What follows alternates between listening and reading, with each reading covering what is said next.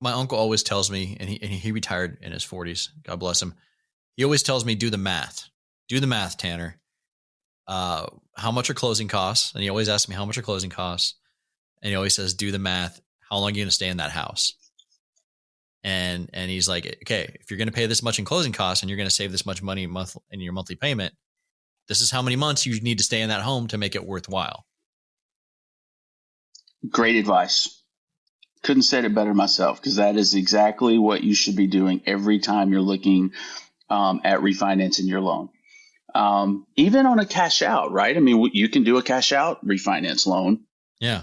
Cash out refinance loan is a little different, because at that point in time, you're going to be fully underwritten.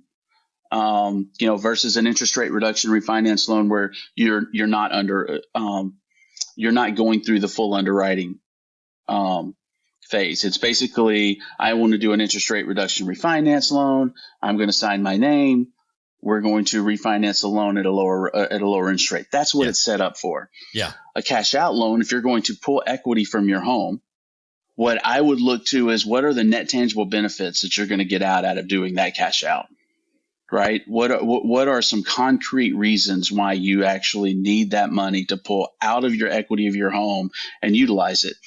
And there may be, and there are good reasons for you to do that.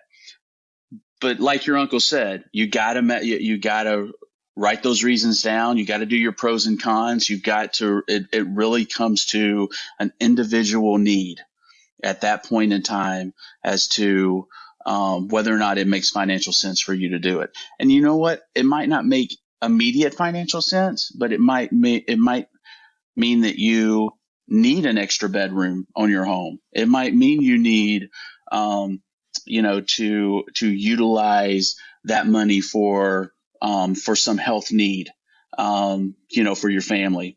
That if you don't have it, then really bad things could occur. So I think that there are specific times where equity can be used in your home for good.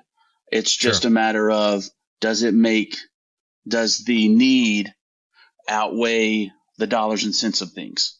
And so if my advice to anyone that's listening is just exactly what your uncle told you to do.